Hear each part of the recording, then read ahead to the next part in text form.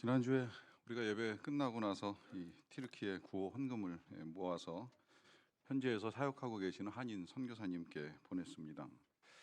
선교사님 사역하는 사진인데요. 국민일보의 기사로도 났고요. 이 선교사님 사역하는 지역이 이번에 지진이 일어났던 이 튀르키예 동남부에 있는 지역입니다. 이 지역도 큰 피해를 입었는데 선교사님 사역하는 그 선교센터는 2012년도에 안산에 있는 한 교회가 3층짜리 건물을 사가지고 선교센터를 만들어서 계속 사역을 해왔어요. 그러다가 이제 작년 11월에 그 선교센터 건물을 팔고 60평 되는 아파트하고 또 150석 되는 규모의 카페를 구입을 해서, 아파트는 선교센터로, 또 카페는 이제 선교사들이 비자를 받기 위한 자리로, 또 현지에서 생활비도 조달하고 또 현지 그리스도인들에게 생활의 터전도 마련하기 위해서 사용을 했는데, 감사하게도 이제 이번에 이 카페가 내진 설계가 잘 되어 있어가지고 하나도 피해를 입지 아니하였다라고 합니다. 여기서 이제 지금 한 10명 정도 되는 봉사자들이 매일같이 도시락 500개를 만들어서 현지 이재민들에게 공급하는 일을 하고 있습니다. 이 사실이 이제 그 지역에 알려지면서 주변의 식료품 가게들이 아주 저렴한 가격에 식자재를 제공해 주기도 한다라고 하는 간증도 들었고요. 그래서 이제 우리가 드리고 보낸 헌금도 이 사역을 위해서 사용이 될 거라고 생각이 됩니다. 이런 사역을 하고 있음에도 불구하고 지금 이 현지에서 선교사님은 그 신분이나 혹은 그 센터의 위치를 사람들에게 알리지를 못하고 있습니다. 이 튀르키예 아시겠지만 이슬람 국가입니다. 이슬람 국가이고 기독교에 대해서 적대적입니다. 2007년에는 독일 선교사님과 또 함께 사역하는 현지인 두 사람 합해 3명이 이 튀르키예 사람들에 의해서 아주 처참하게 순교를 당하는 사건도 발생을 했었습니다. 그 일이 전 세계적으로 보도가 되면서 당시 그 튀르키예에 있는 선교사님들이 큰 충격을 받고 두려움 가운데 떨면서 사역을 계속해야 되나라고 하는 불안감도 컸다는 소식이 들려온 적이 있습니다. 또 2019년에는 한인 김진욱 선교사가 어린 소년한테 피살되는 일도 겪었는데요. 이런 일들을 겪으면서 아직도 그 땅에는 많은 선교사들이 계속 사역을 하고 있습니다. 이유가 있겠지요. 멈출 수 없는 이유, 그 이유 때문에 그들은 그 귀한 사역들을 계속 이어 나갑니다. 성벽을 재건하고 신앙을 회복하고 또 하나님의 영광을 다시 드러내기 위하여서 성전 재건을 위해 힘쓰는 이 느헤미야에게도 여러 가지 난관이 있었던 것을 우리가 계속 보아왔습니다. 하지만 오늘 본문에서도 그 난관이 멈추지 않고 계속되는 것을 보게 되는데요. 먼저 어떤 어려움인지 10절부터 좀 보겠습니다. 이후에 무엘다벨의 손자 들라야의 아들 스마야가 두문불출하기로 내가 그 집에 가니 그가 이르기를 그들이 너를 죽이러 올 터이니 우리가 하나님의 전으로 가서 외소 안에 머물고 그 문을 닫자. 저들이 반드시 밤에 와서 너를 죽이리라 합니다.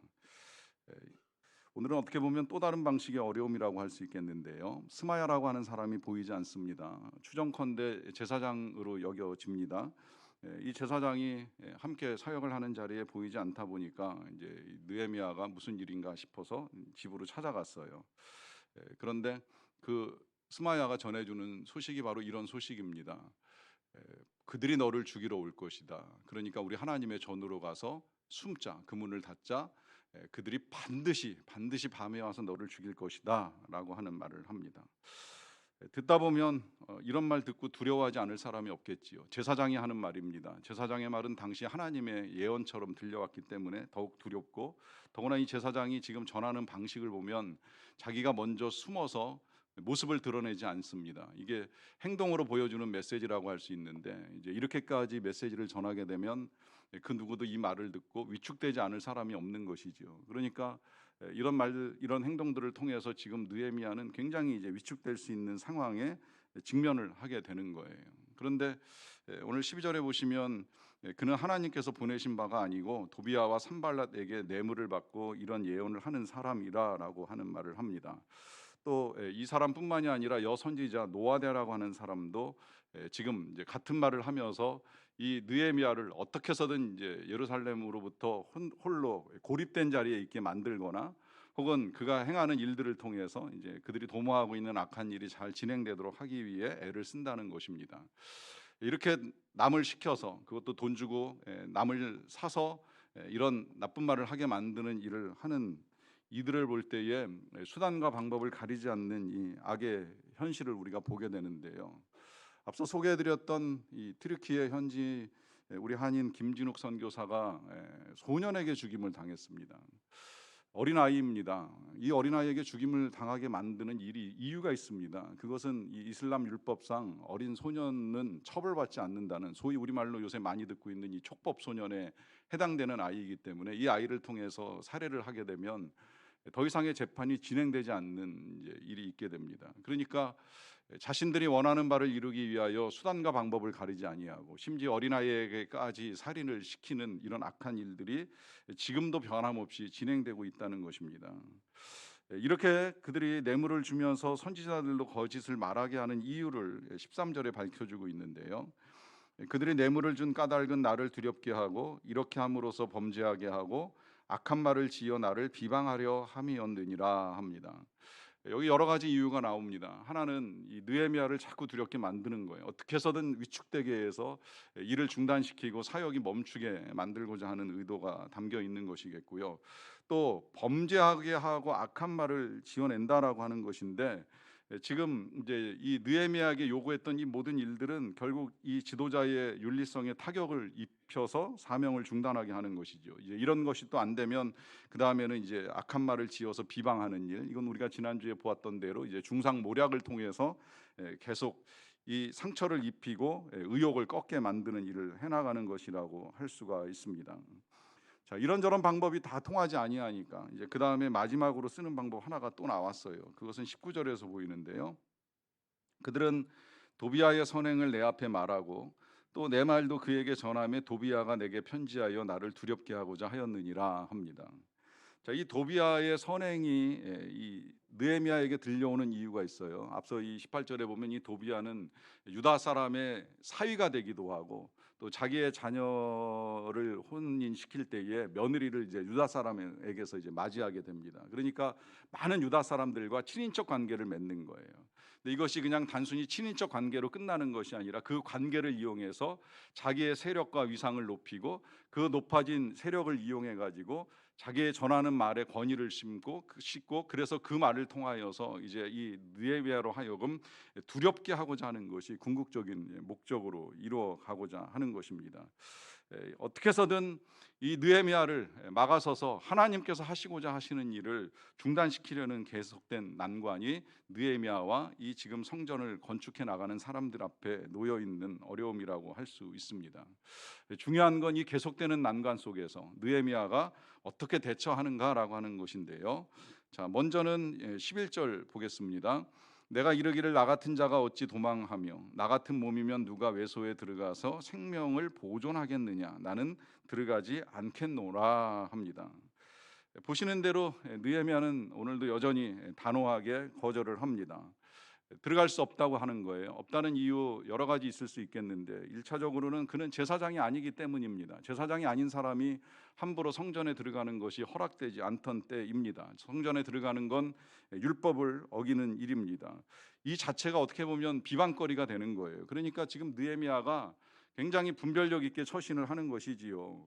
이것이 제사장이 제안해서 너 지금 죽을 수도 있으니까 성전 안에 들어와서 숨어, 그러면 제사장이 제안했으니까 괜찮은 일이 아닌가 이렇게 생각을 하고 제사장의 말을 들을 것도 같은데 지금 그는 그렇게 선택을 하지 아니합니다. 그 이유는 그것이 하나님이 말씀하신 것이 무엇인지를 분명히 알고 있기 때문입니다. 제사장 이외에는 허락되지 아니한 사람이 성전 안에 들어가는 것이 절대 옳은 길이 아니라고 하는 것을 알고 있기 때문입니다. 저 여기서 아주 우리는 이제 중요한 삶의 지혜를 얻게 됩니다. 그것은 우리가 하나님의 일을 하는 중에도 옳지 않은 일을 행할 수는 없다라고 하는 거예요. 지금 느헤미야는 성전 건축이라고 하는 이 중요한 일을 하는 중에도 이 제사장의 제안에 따라 성전에 드나드는 걸 자기 마음대로 행할 수는 없다라고 하는 아주 분명한 선택을 합니다.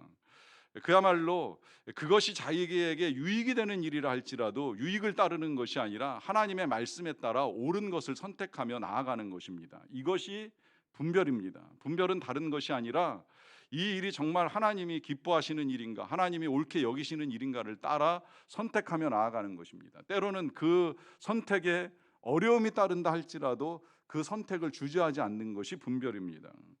이 분별로 말미암아 제사장의 말을 듣게 될 때의 결과를 피하는 것인데, 그것이 몸을 피하는 데는 유익이 되었을지 모르겠지만 이게 그야말로 이제 많은 비방을 불러일으키는 일이잖아요. 느헤미야가 총독 주제에 성전에 들어갔다, 자기 마음대로 들어갔다, 몸을 숨기기 위해서 들어갔다, 자기 혼자 살아남겠다고 지금 성전으로 피하였다. 얼마나 많은 말들이 만들어질 수 있겠습니까? 이 모든 것들을 막아낼 수 있는 지혜가 바로 분별에서부터 나오는 거예요. 그래서 김영준 목사님이 삶의 틀을 바꾸는 사람이라고 하는 책에서 이렇게도 가르쳐 줍니다. 분별은 성벽과 같습니다. 내 안에 그리고 우리 안에 무엇이 들어오고 나가는지 살피면서 필요할 때에 문을 닫아 걸고 출입을 통제하는 것이기 때문입니다. 선하고 좋은 것들은 들여보내고 악하고 부정한 것들을 막아서는 것이 분별이요 성벽입니다. 요즘같이 이단 사이비가 판을 치고 있는 세상 속에서 더욱 분별은 중요하다고 여겨집니다. 이단 사이비가 사람들을 미혹할 때 쓰는 방법은 절대 해로움을 줄 것처럼 말하지 않습니다. 성경 공부 같이 해보자, 잘 가르치는 데가 있다, 배우면 도움이 된다, 유익할 것이다, 온갖 감언이설로 사람들을 미혹합니다. 그리고 그 결과로 한번 빠져들면 헤어나올 수 없는 잘못된 생각과 사상에 사로잡히고 하나님도 아닌 엉뚱한 것들을 하나님처럼 혹은 예수님처럼 여기면서 믿게 만드는 이 악한 일들 앞에 우리에게 있어서 필요한 것이 분별이라고 하는 것입니다. 마치 이 스마야처럼 아니면 노아다처럼 우리를 위할 것처럼 여겨지지만 정작 그것이 하나님께서 기뻐하시는 일인가 옳은가라고 하는 판단이 우리에게 필요합니다. 그러하기 때문에 이 느헤미야가 단호한 거절을 이제 우리에게 보여주는데, 이 거절 속에는 또한 죽으면 죽으리라라고 하는 각오와 다짐도 들어 있습니다.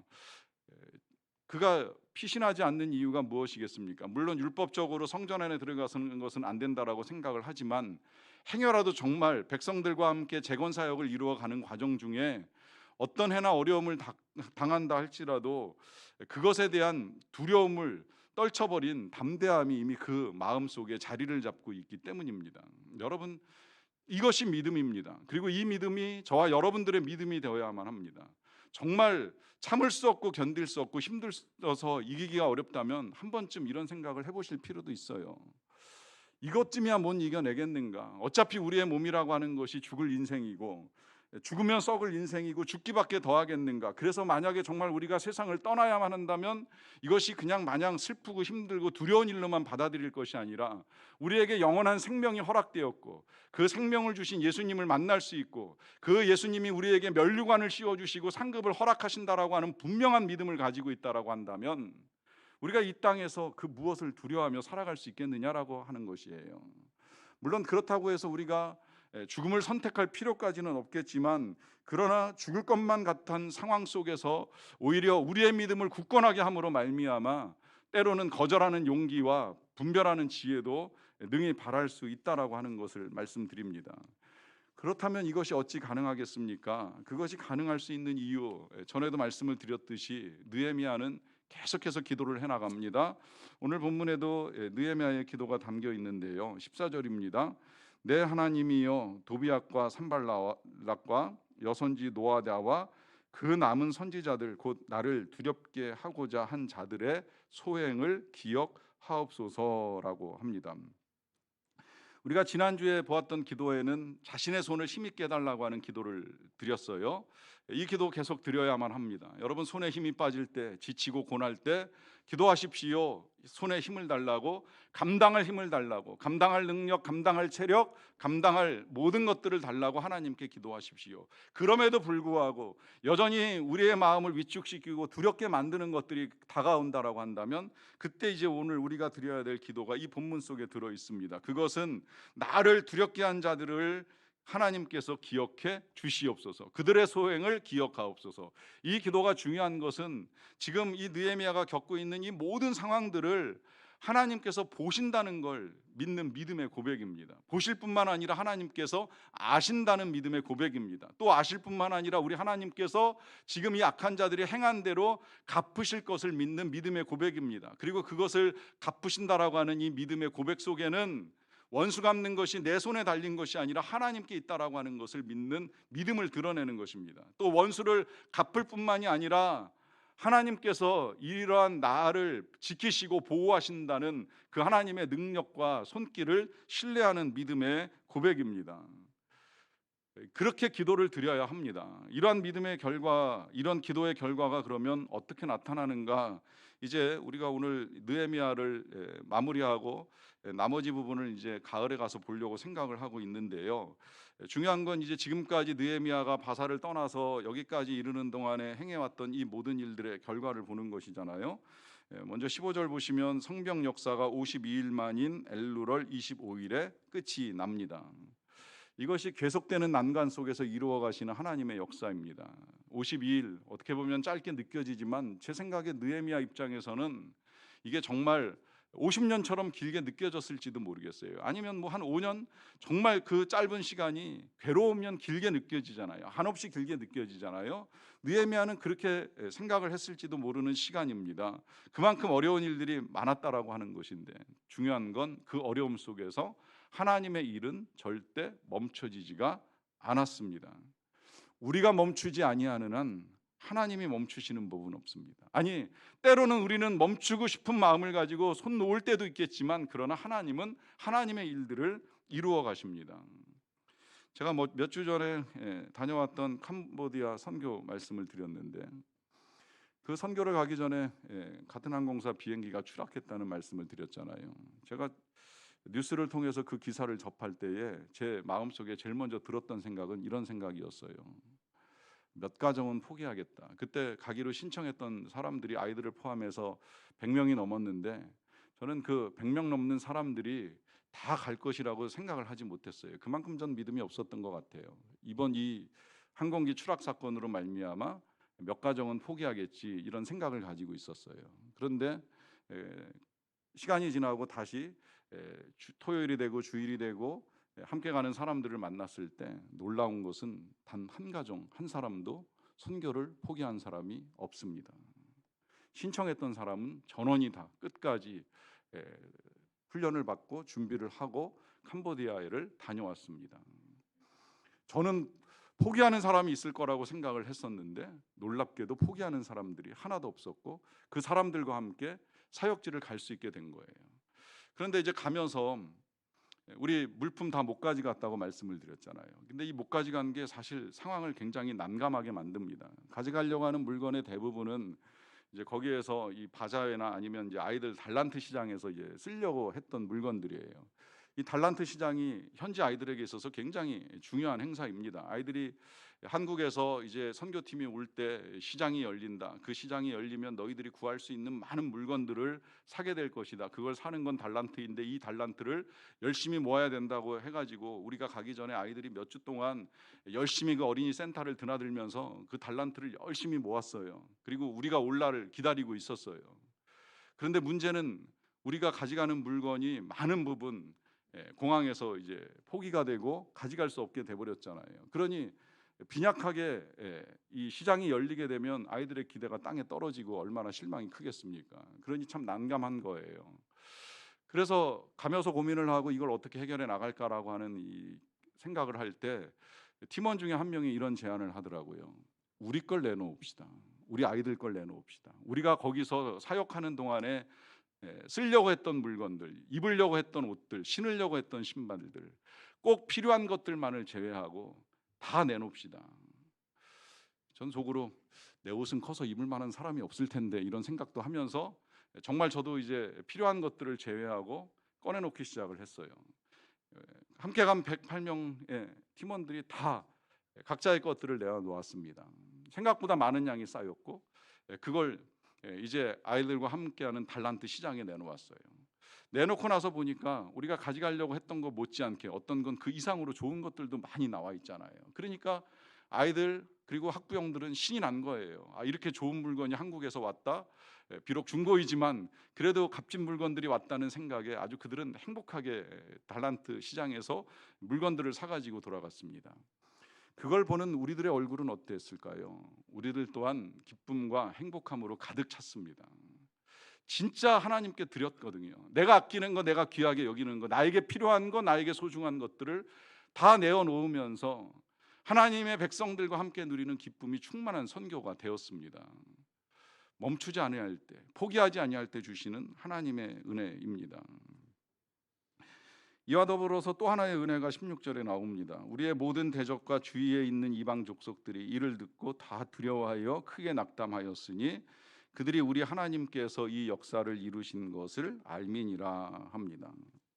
참 놀라운 일이지요. 이 성벽 건축 공사가 끝나면서 지금 이제 이방인들이 물론 두려워하기도 하고 낙담하기도 하는데 중요한 건 하나님께서 이 역사를 이루신 것을 알게 되었다라고 하는 거예요.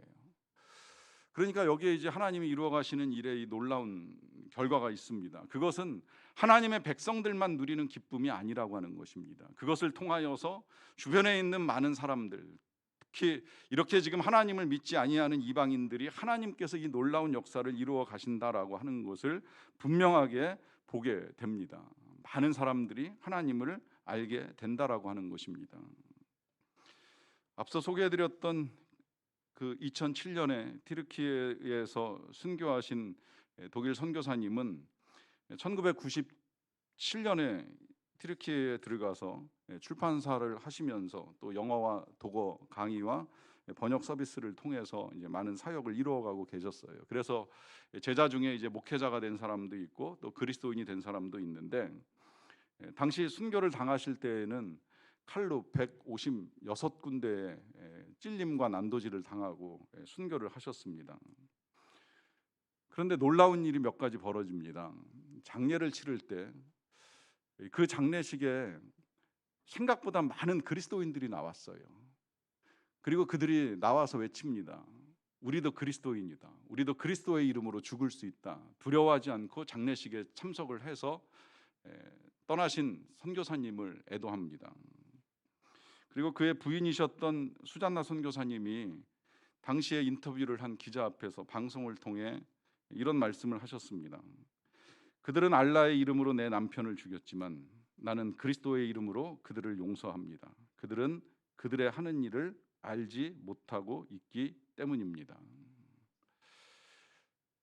이렇게 말씀하신 선교사님 그 이후에 어떻게 사셨을까 참 궁금하기도 했었는데 감사하게 2019년에 우리나라에 오셔서 다니엘 기도회에서 1시간 가까이 간증을 해주셨잖아요.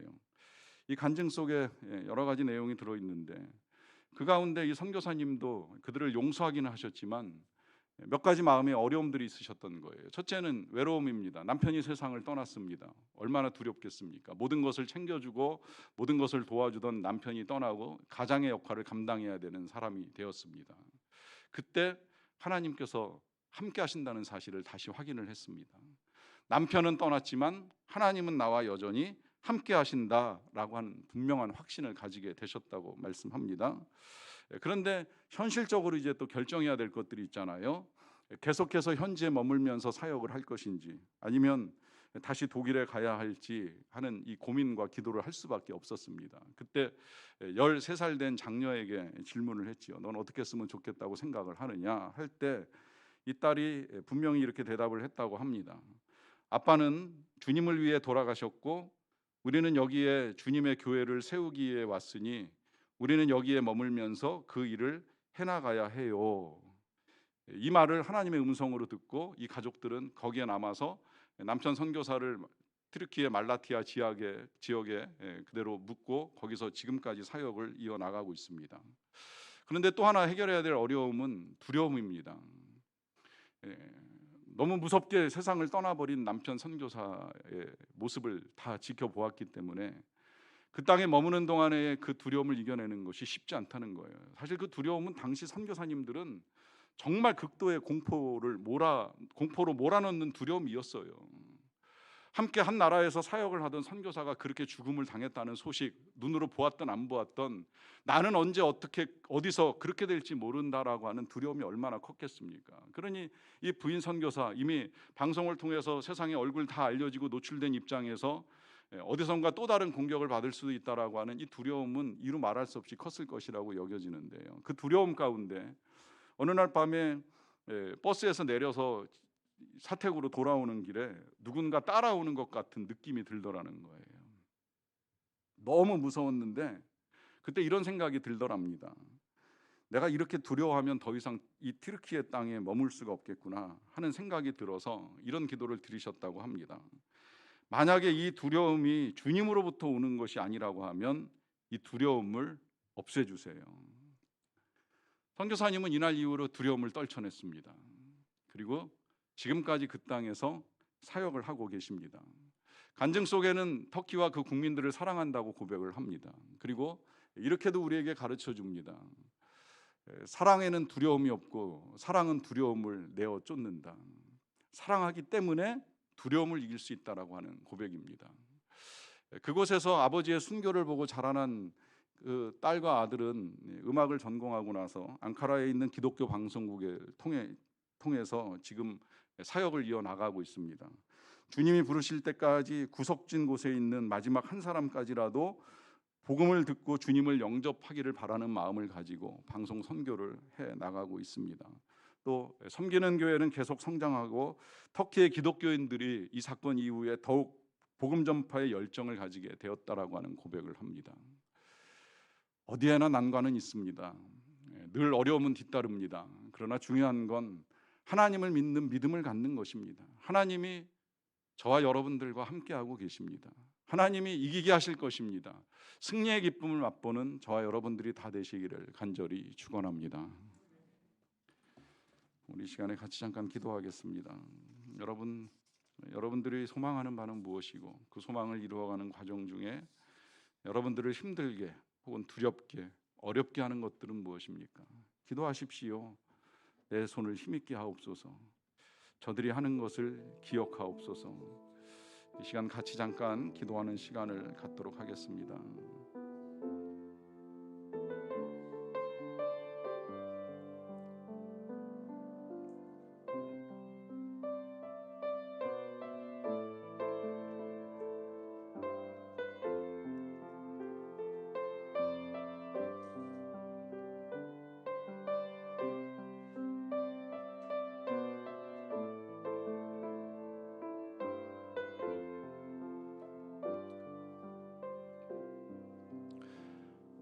하나님 감사합니다. 우리로 회복을 소망하게 하여 주셔서 감사드립니다. 이 소망을 이루어가는 과정 중에 여러 가지 어려움들이 있습니다. 그 어려움들 때문에 주저앉고 낙심하고 절망했던 것들을 뒤로하고 다시 소망 가운데 기도하며 나아갑니다. 하나님, 우리 모두의 손을 힘있게 하여 주시옵소서. 마음을 강건하고 담대하게 하여 주시옵소서.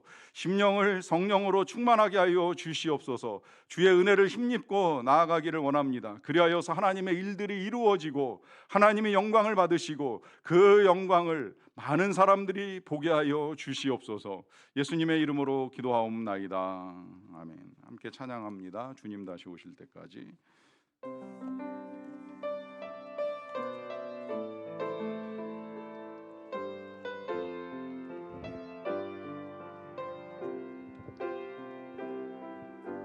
주님 다시 오실 때까지 나는 이 길을 가리라.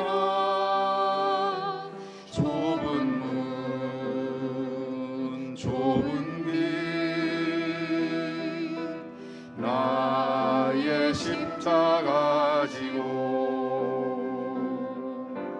나의 가는 이 길 끝에서 나는 주님을 보리라. 영광의 내 주님 나를 맞아주시리. 주님 다시 오실 때까지 나는 일어나 달려가리라. 주의 영광 온 땅 덮을 때 나는 일어나 노래하리. 내 사모하는 주님 온 세상